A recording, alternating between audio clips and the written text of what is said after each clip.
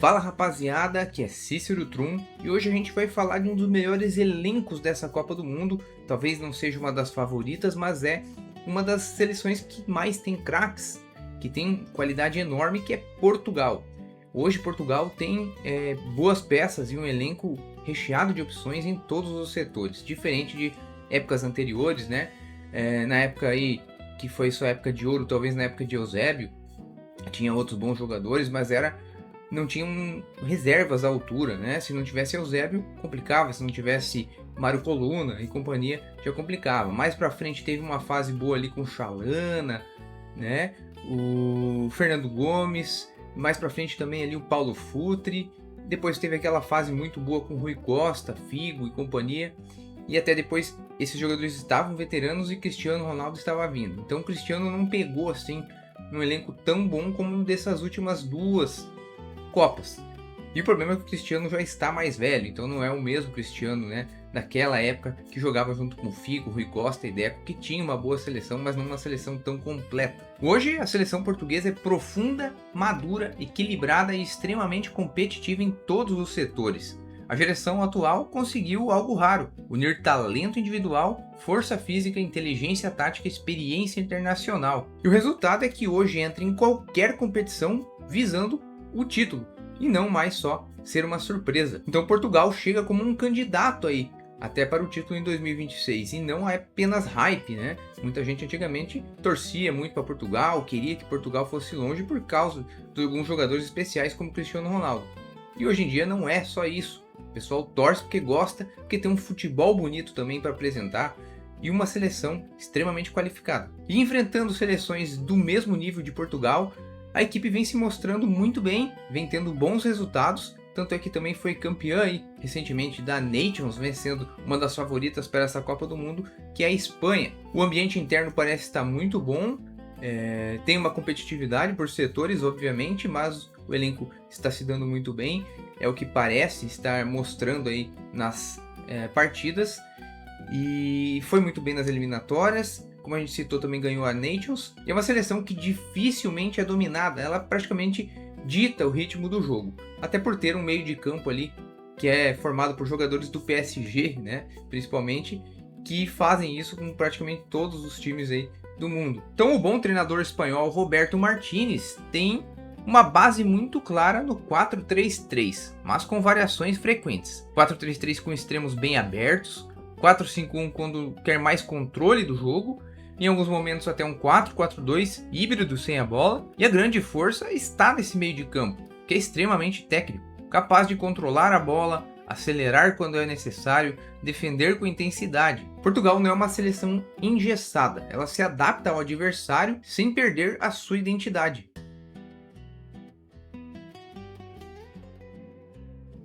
O goleiro, o Diogo Costa, é um dos goleiros mais completos do futebol atual, seguro, rápido, excelente com a bola nos pés, decisivo em jogos grandes, passa confiança total para a defesa que joga de maneira alta.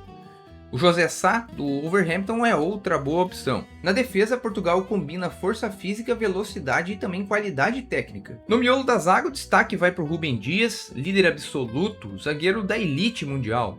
Forte nos duelos, excelente posicionamento e leitura defensiva impecável. O seu parceiro costuma ser um jogador mais móvel, dando cobertura e permitindo que a linha jogue alta, sem ter tanto risco. Os principais jogadores utilizados, aí a gente vê o Renato Veiga, o Antônio Silva e também o Gonçalo Inácio. É uma defesa muito sólida, mas que ainda assim deixa alguns espaços quando pressionada, algo que pode ser explorado por seleções muito verticais. Os laterais têm um papel ofensivo claro, apoiam bastante e ajudam a criar superioridade pelos lados. Destaques aí para o Diogo Dalot e o Cancelo na lateral direita, o Nuno Mendes na lateral esquerda, um dos melhores, se não o melhor jogador dessa posição no mundo atualmente. É um lateral completo, marca bem, tem um apoio com uma eficiência absurda, mostrando velocidade e qualidade técnica. Dá pra gente citar também aí como destaque na esquerda o Rafael Guerreiro, baita jogador também. Meio campo, que talvez seja o setor mais forte de Portugal, começa com Bruno Fernandes, cérebro criativo, jogador intenso que participa do jogo o tempo todo, cria, finaliza, pressiona, dita o ritmo ofensivo desse time. O Vitinha dá fluidez, controle e saída limpa, um meia completo, que dificilmente erra passes e que, tendo ele em campo, o time tem uma facilidade incrível em controlar o jogo. Vai ter o João Palhinha, que traz mais equilíbrio defensivo, intensidade e proteção à zaga. O João Neves, um pouco também marcador, parceiro do Vitinha na seleção e no PSG, aparece também com eficiência finalizando no ataque. Ainda cito o Rubem Neves, outro jogador com muita qualidade neste setor. No ataque, Bernardo Silva joga mais como ponta, mas pode também fazer a função de 10. É inteligência pura, técnico, associativo, ocupa espaços como poucos e faz o time jogar melhor. Rafael Leão é potência física, velocidade, quando encaixa é simplesmente imparável, no 1 contra 1. E aí entra o grande nome, Cristiano Ronaldo. Já não é mais aquele jogador de explosão de outros tempos, mas continua sendo um dos maiores finalizadores de futebol mundial. Hoje Ronaldo é eficiência, poucos toques, muita presença de área, leitura absurda e posicionamento e ainda liderança. Portugal obviamente consegue muito bem jogar sem o Ronaldo hoje em dia. Mostrou isso quando não teve ele e teve bons resultados, com, por exemplo, o Gonçalo Ramos no ataque, ou o João Félix fazendo uma função um pouco mais recuada de segundo atacante. Mas com ele em campo, o adversário está sempre preocupado em marcar uma marcação individual. A bola aérea dele é praticamente a melhor do mundo, né? Dificilmente alguém consegue cabecear como o Cristiano Ronaldo, ter a impulsão que ele tem mesmo aos 40 e poucos anos que ele já tem também, né? Então é um cara que traz muito respeito, né, para dentro de campo, tanto para a equipe dele, pela liderança que tem, tanto quanto para o adversário, que está sempre preocupado com ele, porque sabe que pode finalizar e é um cara que é muito visado, né? É sempre uma preocupação para o zagueiro. Outros nomes incríveis aí que podem decidir jogos são os pontas Trincão, Pedro Neto, Francisco Conceição, e ainda tem o João Félix, que eu falei, que pode jogar de ponta, mas também de segundo atacante, e ainda o centroavante ali, o Gonçalo Ramos.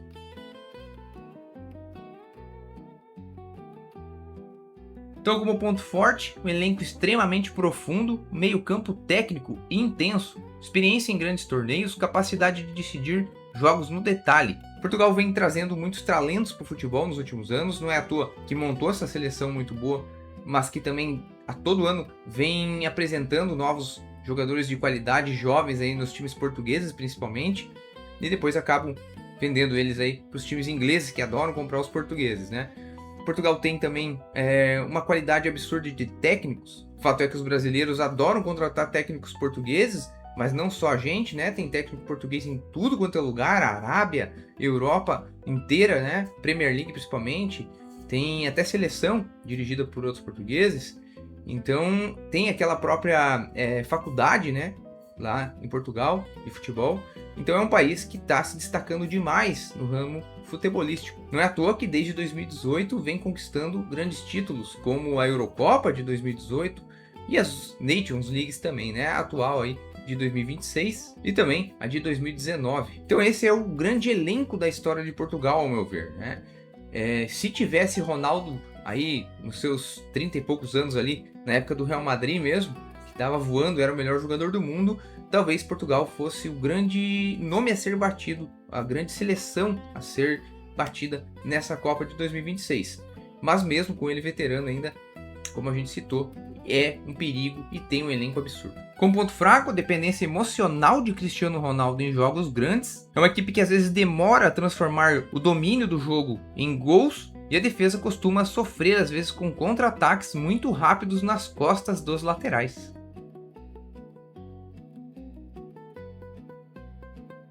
Então Portugal chega esse ano para disputar o título, né? Já foi assim na Copa anterior, mas acabou não passando ali por Marrocos, quando todo mundo esperava que fosse passar e fazer a semifinal com a França. Mas dessa vez parece que Portugal está com um elenco ainda mais qualificado e experiente, né? Os jovens daquela época agora estão mais experientes e tiveram alguns reforços interessantes aqui que foram revelados pelo país. Não vou citar aqui que Portugal é um dos favoritos, porque como eu sempre falo, são 3 os grandes favoritos, ao meu ver aqui, para essa Copa, que é Argentina, Espanha e França. Eu falo isso em todos os vídeos e vou continuar repetindo até o começo da Copa do Mundo, a não ser que alguma coisa aconteça aí, né? Às vezes alguns jogadores não vão jogar. Por exemplo, a Copa passada, a França era a principal favorita. disparada, né? Vinha como campeã e tinha um absurdo de jogadores bons, né? Só que foi perdendo antes, às vésperas da Copa, Benzema, que estava como melhor jogador do mundo na época, Kanté, Pogba, Varane, todos os melhores jogadores, só ficou Mbappé praticamente, né? Dos melhores, assim, os mais visados. E acabou, mesmo assim, tendo um elenco absurdo, com Coman, com Colomwani, jogadores que a gente talvez não conhecesse tanto, mas a França tem uma enormidade aí de jogadores. É a seleção que mais consegue revelar grandes nomes atualmente no mundo, né? Então, a gente não sabe o que vai acontecer daqui para frente. Algumas seleções podem perder jogadores por lesões, mas atualmente o cenário é esse, né? São essas as 3 grandes favoritas e Portugal já vem logo abaixo aí, se a gente for fazer um tier list, né? Portugal, ao meu ver, caiu em um grupo tranquilo, vai pegar alguém aí que vai ainda dos playoffs, vai vir dos playoffs, provavelmente Congo ou Jamaica, eu acredito que vai até ser o Congo, por ter tirado a Nigéria, é uma equipe forte, mas a Jamaica também pode surpreender, tem alguns bons nomes ali. De qualquer forma, são adversários bem inferiores a Portugal. Aí depois a gente também tem nesse grupo aí a Colômbia, que esse sim é um grande adversário, vai fazer frente com Portugal, apesar de Portugal ser ainda superior. E ainda nesse grupo tem o Uzbequistão, que é um adversário para Portugal passar por cima. Então a classificação, obviamente, é uma obrigação. Portugal vai tentar fazer 9 pontos, de repente, e fazer uma das melhores campanhas para pegar alguns dos terceiros colocados, né, que vão vir dos grupos. Mas não é nenhuma surpresa também se a Colômbia fizer uma frente com Portugal e conseguir aí empatar o jogo ou até vencer. Portugal não conseguiu o primeiro lugar. Isso não tira o brilhantismo de Portugal, a qualidade desse time e também o favoritismo dentro desse grupo. Aí, oitavas e quartas de final, Portugal também tem grande chance de passar. Claro que vai depender dos adversários que vai pegar. Provavelmente Portugal chega até as quartas, eu acho, sem sustos. Mas aí, quando chega aí nas quartas, semi e final, tudo pode acontecer, né? Vai depender muito do que a gente vai ter aí de cenário para essa Copa. Mas eu acredito que Portugal vai longe, né? Colocaria que pelo menos até a semifinal vai chegar. E eu quero saber de vocês, meus amigos, o que vai ser de Portugal nessa Copa? Vai ser a Copa do Cristiano Ronaldo? Chegou a vez dele? Vai fazer o 10º gol na Copa, né? Ou vai sair com o título também? Ou vai sair triste igual na última aí? Porque dessa vez realmente vai ser a última Copa dele, né? Quero saber o que vocês acham que vai acontecer com Portugal nessa Copa, comentem aí. É um favorito? Se vocês gostaram desse vídeo, vocês podem me ajudar curtindo ele e se inscrevendo no canal. Muito obrigado pela atenção e um abraço.